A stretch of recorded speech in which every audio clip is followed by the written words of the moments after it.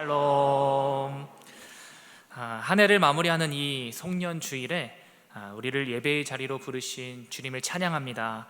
주님께서 주실 은혜를 기대하면서 말씀 앞에 서게 되는 복된 시간이 되시길 간절히 축복합니다.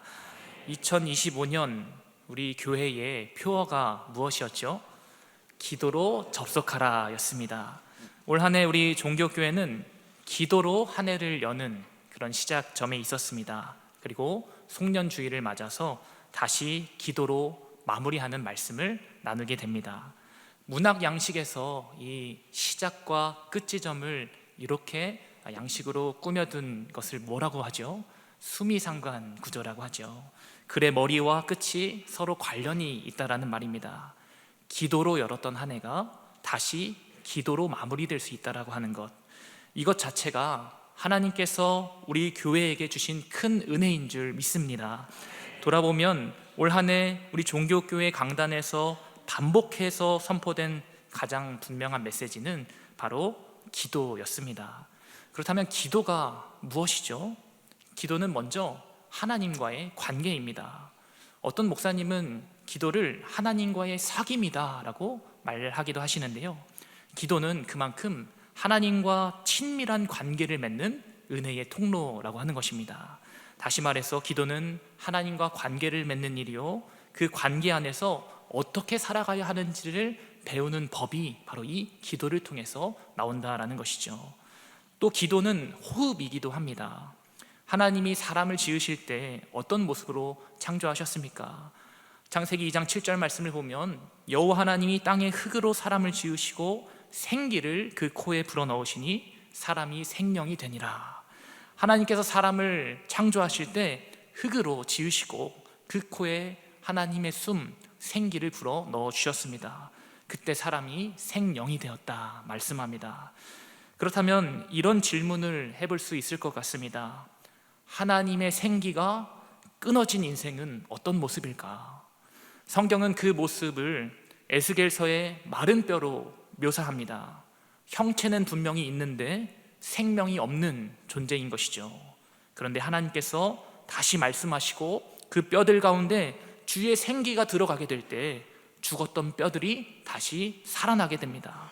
에스겔서 37장 5절의 말씀을 보면 이렇게 말씀합니다. 주 여호와께서 이 뼈들에게 이같이 말씀하시기를 내가 생기를 너희에게 들어가게 하리니 너희가 살아나리라. 아멘. 마른 뼈와 같은 우리의 인생을 다시 살리시는 분이 우리 하나님이십니다. 그리고 그 하나님의 생기가 우리의 삶에 다시 흐르게 하는 길, 그것이 바로 기도라는 것이죠. 혹시 우리 성도님들 가운데 재수를 해본 경험이 있으신가요? 우리 한국 사회는 참 많은 시험을 치르게 됩니다. 입시도 시험을 쳐야 되고 취업도 시험을 쳐서 들어가기도 하죠. 치러야 할 시험이 참 많이 있습니다. 저는 특별히 군대에 들어가게 될 때 재수해서 들어간 경험이 있습니다. 군대 하면 누구나가 다 쉽게 들어가는 곳이잖아요. 그런데 제가 원하는 병과 신학생이었으니까 어디로 들어가려고 했을까요? 기독교 군종병으로 들어가려고 했습니다. 그런데 이 군종병으로 입대하는 그 문턱을 넘는 것도 막상 해보니까 그렇게 쉽지는 않더라고요. 또 이상하게 제가 지원했을 때는 다른 시기와 달리 지원자들이 굉장히 많아서 꽤 경쟁률이 치열했습니다. 그리고 면접 당일 면접을 막 보고 있는데 면접을 제 앞에서 보고 나온 이 신학생들이 얼굴 표정이 별로 좋지 않은 거예요. 생각지도 못한 질문들을 받아서 많이 당황했다라고 하는 이야기, 막 탄성소리, 아우성이 막 터져 나옵니다. 저는 어떻게 됐을까요? 저라고 뭐 다른 게 있었겠습니까? 굉장히 난해한 신학적 질문을 이 군종 목사님들이 막 하시는 거예요. 그래서 당황해서 아무런 답변도 제대로 하지 못하고 네, 안녕히 계세요 라고 그렇게 말하고 나왔던 기억이 있습니다. 결과는 예상대로 불합격이었습니다. 그런데 감사하게도 얼마 지나지 않아서 다시 이 기독교 군종병 지원하는 공고가 떴고, 그렇게 저는 뜻하지 않게 면접 재수생이 되었습니다. 이번에는 제가 준비를 굉장히 열심히 했습니다. 예상 질문지도 뽑아보고 핵심 교리들도 잘 정리를 해두고 군종병으로서의 사명, 어떻게 하면 군종 목사님을 보필할 것인가, 막 여러 가지 다 정리를 해뒀습니다. 제가 다 소화할 수 있도록 간략하게 정리를 해서 달달 외우고 머릿속에 막 채워 넣었습니다. 그렇게 면접 당일이 되어서 차를 타고 가는데 지난번 그 면접 때의 아픈 기억이 막 새록새록 떠오르는 거예요.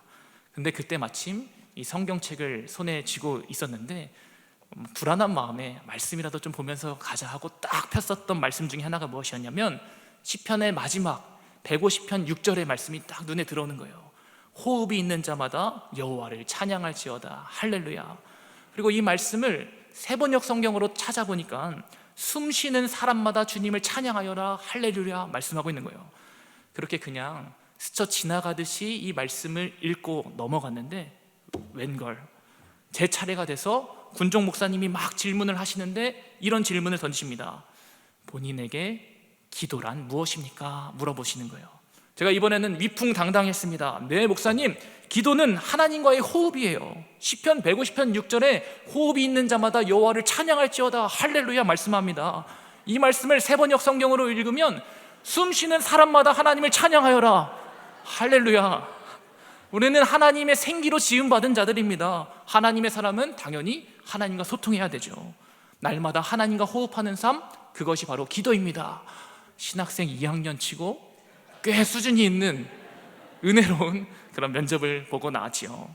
돌이켜보면 그 군종병 재수의 시간은 제게 기도가 무엇인지를 정립하고 배우게 된 시간이었습니다. 그러고 보면 우리 하나님은 한 번에 우리를 좋은 길로 인도하시기도 하지만 때로는 여러 과정을 지나가게 하시면서 우리로 하여금 하나님이 어떤 분이신지를 더 깊이 만나게 하시기도 하죠. 혹시 지금 실패와 불안, 연약함의 자리에 있으신 분들이 계시다면 낙담하거나 주저하지 마시기를 바랍니다. 돌아보면 이 재수의 시간도 하나님 안에서는 저에게는 특별히 더 충분히 값진 시간이었습니다. 기도로 접속할 때 또 어떤 일이 우리의 삶에 일어나게 될까요? 우리 믿음의 지경이 넓어지게 됩니다. 아무래도 제가 청년 담당 목사가 되면서 이 청년 공동체에 아주 이만큼 더 관심을 갖고 있습니다. 2025년 우리 종교교회에서 많은 기도의 자리가 있었겠지만 여호수아 청년부도 그 기도로 접속하기 위해서 참 다양한 시도들을 해왔더라고요. 특별히 매주 예배의 자리로 나오게 되는 청년들에게 저 문 앞에서 MPI 기도카드라는 것을 나눠줬습니다. MPI가 무슨 말인가 보니까 My prayer is 하면서 나의 기도가 무엇입니까? 라고 하는 물음이었습니다. 이 질문에 정답이 담겨져 있어서 그 카드를 매주 나눠줬는데 나의 기도는 어떤 기도입니다 라고 하는 것을 매주 다르게 읽고 예배를 드리는 시간이 있었습니다. 예를 들면 이런 것입니다. 나의 기도는 하나님의 뜻을 분별하는 기도입니다. 이게 카드에 적혀 있는 거예요. 또 다른 한 줄을 보면 나의 기도는 세상을 이기는 기도입니다. 나의 기도는 성령 충만을 구하는 기도입니다. 나의 기도는 이웃사랑과 긍휼의 기도입니다. 나의 기도는 선교적 사명에 헌신하는 기도입니다. 우리가 그렇게 기도해야 할 정체성과 그에 걸맞는 말씀 한 구절이 담긴 카드를 하나씩 매주 나눠줬습니다. 그리고 이 기도 제목으로 기도하다 보니까 기도의 지경이 자연스럽게 넓어지게 되는 것이죠. 믿음이 더 깊어지는 은혜를 누리게 됩니다. 기도의 자리에서 하나님의 성품을 떠올려 보게 되고 기도의 자리에서 멀리 있지만 선교의 현장을 위해 뜨거운 마음을 품게 되고 기도의 자리에 있지만 이웃이 무엇이 필요할지 그 아픔을 공감해 보게 되고 기도의 자리에서 감사가 터져 나오게 되고 기도의 자리에서 성령 충만을 경험하게 되는 것이죠. 기도하면 믿음의 지경이 확장된다는 것을 우리 청년들이 아마 몸소 체험하는 한 해였을 것입니다. 우리는 요즘 새벽마다 시편의 말씀을 묵상하고 있죠. 가만 보면 다윗도 비슷한 고백을 하고 있더라고요. 다윗 개인에게서 시작했던 기도가 이스라엘을 위한 기도로, 공동체를 향한 기도로 점점 더 확장되는 은혜를 보여줍니다. 올 한 해 우리 종교교회는 기도의 자리에서 믿음의 지경이 점점 더 확장되는 한 해가 되었을 줄 믿습니다. 그런데 조금 더 내게 기도가 필요하다라고 생각되시는 분들, 이대로 우리 기도의 한 해를 보내기에는 조금 아쉬운 마음이 드시는 분들, 분주하고 할 일 많은 이 세상을 살아가다 보니까 기도의 자리를 많이 놓치지는 않았나? 그런 마음이 드시는 분들 아직 늦지 않았습니다. 오늘 말씀을 통해서 다시 우리 기도의 자리를 점검하고 기도하기로 결단하는 복된 시간이 되시기를 간절히 소망합니다. 송년주일, 우리가 이 송년주일에 왜 하필 야곱이라고 하는 사람을 만나야 할까요? 송년주일은 지나온 한 해를 돌아보고 다가올 한 해를 준비하는 시간입니다. 그래서 오늘 본문의 야곱이 참 의미 있게 다가옵니다. 야곱은 형 에서를 피해서 도망치던 중에 있었죠. 쫓겨가듯이 뛰쳐나온 그런 상황 속에서 야곱은 하나님을 만나게 됩니다. 그리고 그의 인생의 방향을 재설정하게 되는 것이죠. 야곱이 어떤 사람이었습니까? 야곱은 이삭의 둘째 아들 차남이었습니다. 쌍둥이 형 에서의 발뒤꿈치를 붙잡고 나온 자였습니다. 그런데 팥죽으로 형 에서의 장자권을 사버리고 또 속임수로 형의 축복권까지도 다 빼앗았던 사람이 야곱이었죠. 한마디로 말하면 야곱은 인생 성공을 위해 자기가 할 수 있는 모든 힘을 다 썼던 사람이었던 것이죠. 그런데 가만히 생각해 보면 야곱은 오늘을 살아가는 우리의 모습과도 참 많이 닮아 있습니다. 지금의 내 삶에 완전히 만족하지 못하고 늘 나의 삶은 어딘가 부족하다라고 느끼면서 더 나은 것을 찾아 끊임없이 비교하는 인생. 이미 나는 많은 것을 가졌음에도 불구하고 마음 한켠에는 늘 아직 부족하다라고 하는 생각이 남아있는 삶. 그래서 대부분의 사람들은 아마도 이미 모든 것을 다 갖추고 태어난 에서보다도 부족함을 가지고 있는 이 야곱의 모습에 더 깊이 공감하게 됩니다. 혹시 우리 지금 나의 모습이, 나의 삶이 뭔가 아직 2% 부족하다라고 느끼시는 분들, 마음 한켠에 아쉬움과 갈증을 안고 계신 분들이 계시면 하나님은 바로 그 자리에서 야곱을 만나 주셨다는 사실을 잊지 마시길 간절히 소망합니다.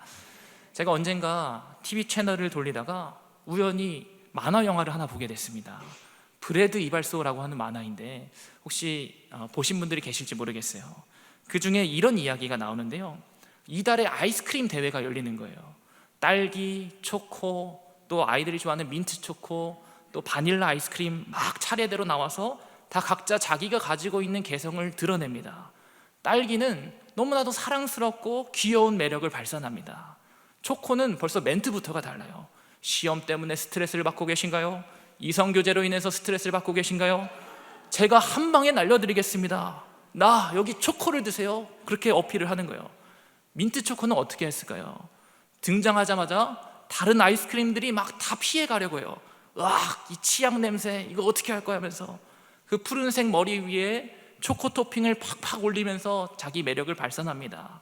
그런데 마지막에 등장한 이 아이스크림은 바로 바닐라 아이스크림이었는데요. 바닐라 아이스크림은 어떻습니까? 머리 위가 민숭민숭해요. 다른 아이스크림과 비교해 봤을 때 내세울 게 하나도 없어 보입니다. 평범한 비주얼, 평범한 맛을 가지고 있죠. 너무 평범한 자기 모습을 알기 때문에 이 대회에 나갔는데 바닐라 아이스크림이 풀이 죽어 있는 거예요. 그런데 그런 바닐라 아이스크림이 이 브래드 이발사님을 만나고 난 후에 자기가 가지고 있던 생각의 관점이 완전히 뒤바뀌어 버리게 됩니다. 야, 바닐라 아이스크림아, 너 잘 생각해봐. 너는 머리 위에 무엇을 얹느냐에 따라서 어떤 맛으로도 다 변할 수가 있어. 초코 시럽을 뿌리면 초코 아이스크림이 되고, 딸기 시럽을 뿌리면 딸기 아이스크림이 되고, 시리얼과 견과류와 모든 토핑을 올리면 너 맛이 얼마나 깊어지고 풍부해지겠니?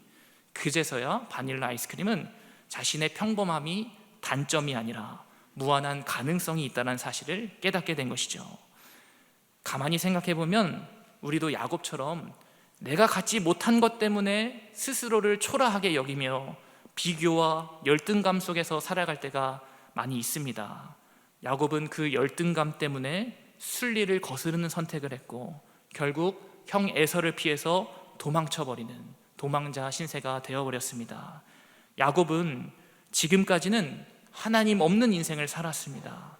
인생의 주도권을 오직 자기 자신이 쥐며 살아왔습니다. 그런데 이런 야곱을 오늘 본문에서는 이런 야곱이 하나님을 만나게 되고 인생의 역전을 경험하게 됩니다. 기도하면 어떤 일이 일어나게 될까요? 저를 한번 따라해 보실까요? 기도하면 인생 역전을 경험합니다. 아멘. 야곱은 장자권도 얻었습니다. 축복권도 받았습니다. 모든 것을 다 쟁취했습니다. 그런데 그가 마주하고 있는 현실은 어떤 모습입니까? 장자권을 가졌어도 그걸 제대로 행세할 수가 없습니다. 축복을 받았어도 지금 쫓기는 인생 가운데 있습니다. 자기 욕심으로 거머쥘 수 있는 모든 것을 다 가졌지만 현실은 도망자 신세였습니다. 야곱은 그렇게 외삼촌 라반의 집을 향하여 한참을 도망치고 있던 상황이었습니다. 마음은 불안하고 체력은 이미 다 바닥나 있었습니다. 얼마나 도망쳤을까? 한 곳에 자리를 잡게 되는데 그곳에서 돌을 베개 삼아 잠이 들어버렸습니다. 그때 마침 한 꿈을 꾸게 되죠. 그게 바로 오늘 우리가 읽은 본문 말씀 창세기 28장 12절의 말씀입니다. 제가 읽겠습니다. 꿈에 본즉 사닥다리가 땅 위에 서 있는데 그 꼭대기가 하늘에 닿았고 또 본즉 하나님의 사자들이 그 위에서 오르락 내리락 하고. 야곱의 꿈속에서 하나님은 하늘 다리를 보여주십니다. 하나님의 사람들, 하나님의 사자들, 하나님의 천사들이 그곳을 오르락 내리락 하는 것을 보게 되죠. 야곱은 이 꿈을 꾸면서 큰 충격을 받게 됩니다. 지금까지 그의 인생은 하늘과는 단절되어 있었던 인생이었던 것을 알게 된 것입니다. 야곱은 이 땅에서 이룰 수 있는 것들만 바라보는 인생을 살아갔던 것이죠. 그런데 하나님은 땅만 바라보면서 살아가고 있었던 이 야곱에게, 그렇게 질주하며 나아가던 야곱에게 하늘이 열려 있음을 보게 하십니다. 사람의 수단과 방법만 쫓으며 살아가는 인생, 그 인생은 당장 성공을 경험한 것 같아 보이지만 하나님과는 단절되어 있는 인생임을 알게 하신 것이죠. 야곱은 지금이 바로 인생 역전의 기회임을 깨닫게 된 것입니다. 하나님은 바로 그 자리에서 이미 야곱의 조상들에게 약속하셨던 바를 야곱에게 다시 한번 상기시켜 주십니다. 13절과 14절의 말씀 제가 읽겠습니다. 또 본즉 여호와께서 그 위에 서서 이르시되 나는 여호와니 너의 조부 아브라함의 하나님이요 이삭의 하나님이라. 내가 누워있는 땅을 내가 너와 내 자손에게 주리니 내 자손이 땅의 티끌같이 되어 내가 서쪽과 동쪽과 북쪽과 남쪽으로 퍼져나갈지며 땅의 모든 족속이 너와 내 자손으로 말미암아 복을 받으리라. 하나님은 야곱이 더 이상 자기의 열심으로 살아가기를 바라지 않으셨습니다. 하나님의 열심으로 그의 삶을 창대하게 이루어 가시기를 기대하고 계셨던 것이죠. 오늘 우리는 어떤 인생을 살아가고 있으십니까? 나의 열심으로 모든 것을 이루어 가려고 할 때가 있지는 않으십니까?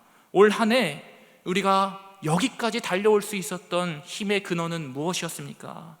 사랑하는 성도 여러분, 기도하면 인생 역전을 경험합니다.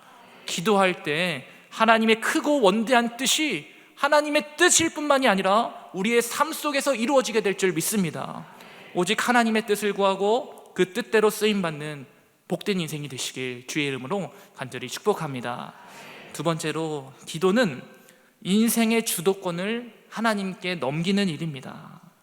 하나님은 인생 주도권을 놓지 않고 앞만 보고 질주하고 있었던 이 야곱에게 베델이 있음을 알게 하십니다. 15절과 16절 말씀 같이 한번 읽어보겠습니다. 함께 읽겠습니다. 내가 너와 함께 있어 내가 어디로 가든지 너를 지키며 너를 이끌어 이 땅으로 돌아오게 할지라.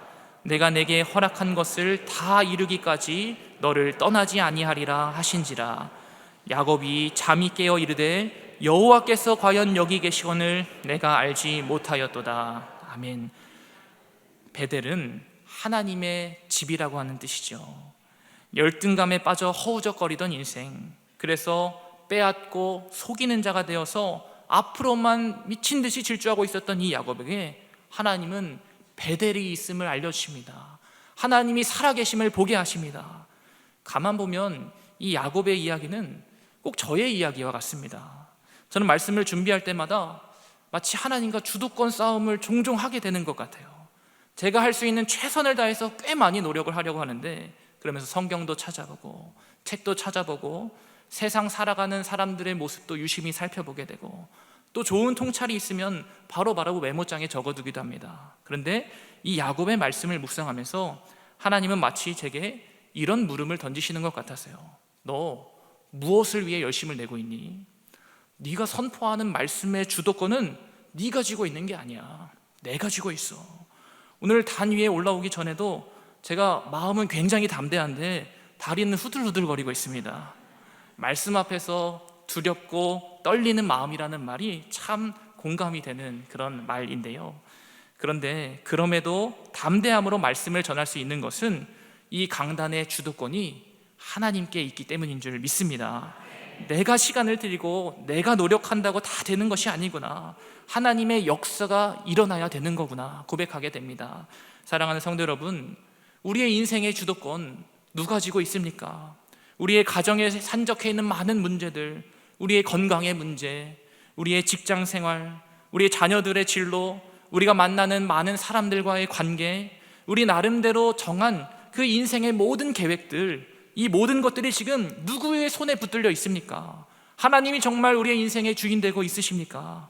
야곱은 아무도 없는 곳, 기력이 쇠하여서 차디찬 돌베개를 베고 잠들었던 바로 그 베델에서 하나님이 함께하고 계셨구나 깨닫게 됩니다.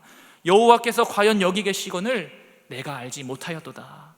이 야곱의 고백처럼 우리 인생의 주도권을 하나님께 넘겨드릴 수 있는 저와 우리 종교가족 다 되시기를 주의 이름으로 간절히 축복합니다. 하나님이 우리의 인생의 주인 되어주십니다. 야곱은 인생의 한파가 몰려오고 있던 곳, 그 외로운 곳에서도 하나님이 함께 계심을 선포합니다. 20절부터 22절까지 이렇게 말씀하는데요. 야곱이 서원하여 이르되 하나님이 나와 함께 계셔서 내가 가는 이 길에서 나를 지키시고 먹을 떡과 입을 옷을 주시어 내가 평안히 아버지 집으로 돌아가게 하시오면 여호와께서 나의 하나님이 되실 것이요 내가 기둥으로 세운 이 돌이 하나님의 집이 될 것이요 하나님께서 내게 주신 모든 것에서 10분의 1을 내가 반드시 하나님께 드리겠나이다 하였더라.